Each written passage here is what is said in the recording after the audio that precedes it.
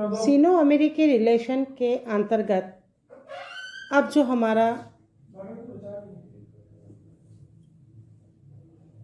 Topic है वो है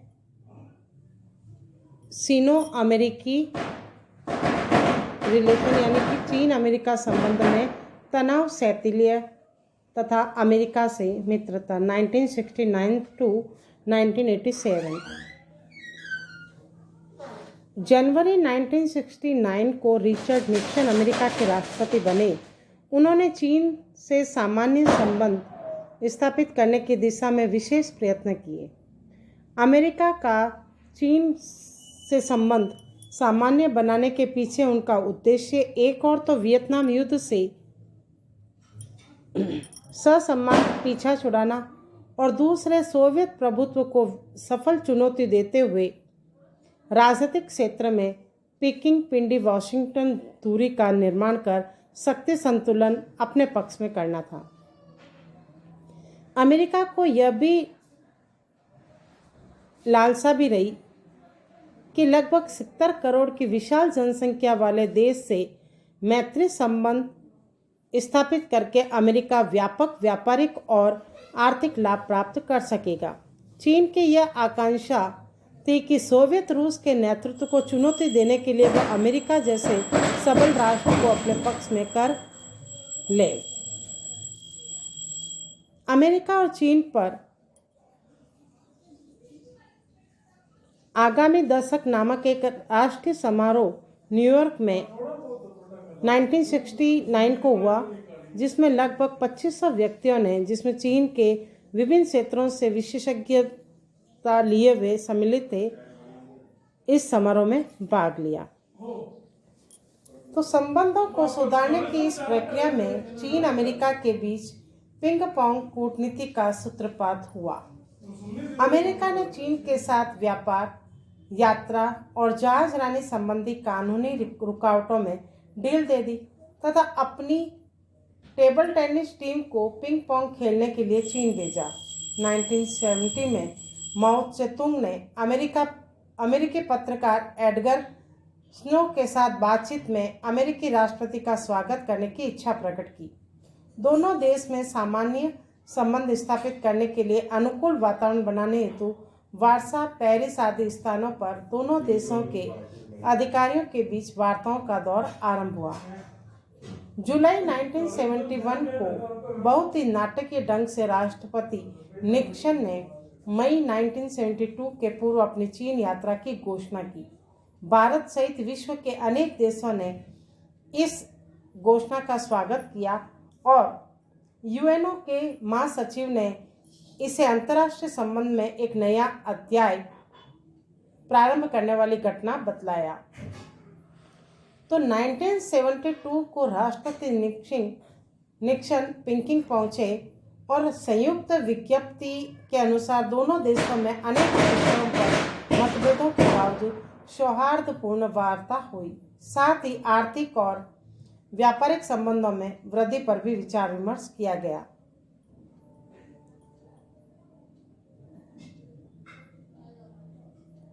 निक्सन की पीकिंग यात्रा के बाद दोनों देशों के संबंधों में तेजी से सामान्य बनती गई।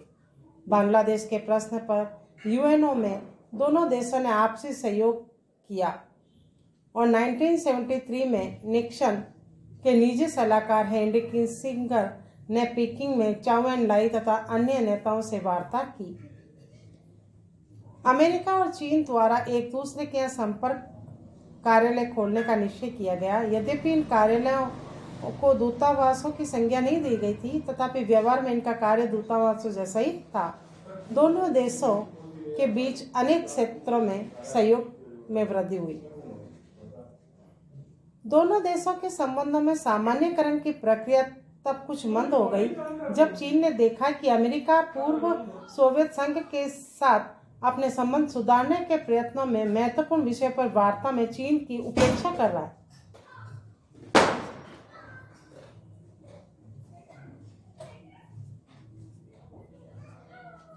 तो नवंबर 1974 में जब अमेरिकी विदेश मंत्री डॉक्टर किसिंगर चीन गए तो उन्होंने स्वागत में उदासीनता प्रकट कर चीनी नेताओं ने अपनी अप्रसन्नता प्रकट की।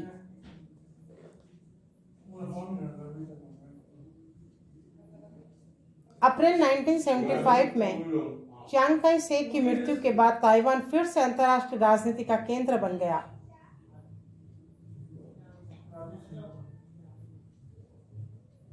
ताइवान केंद्रों के नेतृत्व ने भी अपने देश का चीन में विलय करने का किसी भी प्रस्ताव को अस्वीकार कर दिया। निक्सन के हटने के बाद से अमेरिका और चीन के संबंधों में कुछ शिथिलता आई।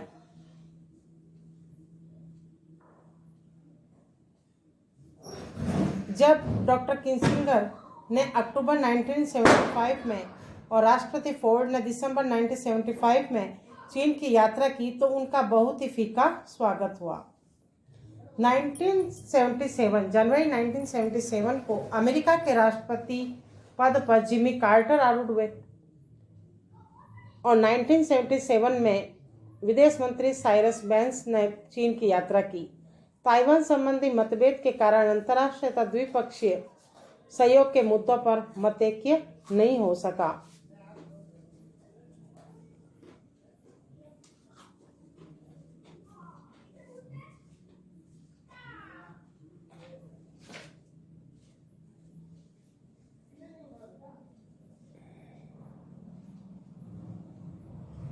जुलाई 1980 में टोक्यो में राष्ट्रपति कार्टर और प्रधानमंत्री हुआ फेंग में पहली बार वार्ता हुई। अफगानिस्तान में सोवियत हस्तक्षेप का विरोध दोनों देशों ने एक स्वर में किया।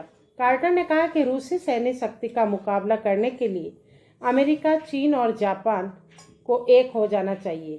तो 1980 में अमेरिका में रीगन ने राष्ट्रपति पद की शपथ ग्रहण की। पूर्व सोवियत संघ के विरुद्ध वॉशिंगटन पीकिंग की दूरी को रीगन प्रशासन ने और शक्तिशाली बनाया। फिर भी अमेरिका को इस बात की काफ़ी चिंता बनी रही कि पीकिंग और इस्लामाबाद यानी कि पाकिस्तान के बीच एक ऐसा गुप्त समझौता है जिसके अंतर्गत परमाणु बम तथा आणविक शस्त्र बनाने की जानकारी चीन से पाकिस्तान पहुंच रही है। यह अटकलें तक लगाई गई कि पाकिस्तान अपना परमाणु परीक्षण चीन में कर चुका है या करने जा रहा है। अप्रैल 1984 में के अंत में राष्ट्रपति रीगन ने पीकिंग की 5 दिवसीय यात्रा की। उन्होंने एक समारोह में कहा कि अमेरिका को चीन के साथ अपने संबंधों पर गर्व है और मतभेदों के बावजूद दोनों देश पिछले 14 वर्षों से उत्तरोत्तर एक दूसरे के निकट आ रहे हैं। इस यात्रा के दौरान दोनों देशों के बीच परमाणु सहयोग बढ़ाने के एक समझौते पर भी हस्ताक्षर हुए। तो रोनाल्ड रीगन पुनः जब राष्ट्रपति चुने गए और उनका कार्यकाल 20 जनवरी 1985 से आरंभ हुआ, जिसमें उन्होंने चीन के साथ संबंधों को सुदृढ़ किया। इन दोनों देशों के बीच गोपनीय सूचनाओं का आदान प्रदान चलता रहा और चीन ने अमेरिकी सेना के जहाजों को अपने बंदरगाहों में आने की अनुमति देने की घोषणा की। यह पहला अवसर था जब चीन ने अमेरिका को ऐसा अवसर दिया। अब हम करेंगे नए तनाव और पुनः दोस्ती की बात 1988 से अब तक नेक्स्ट वीडियो में।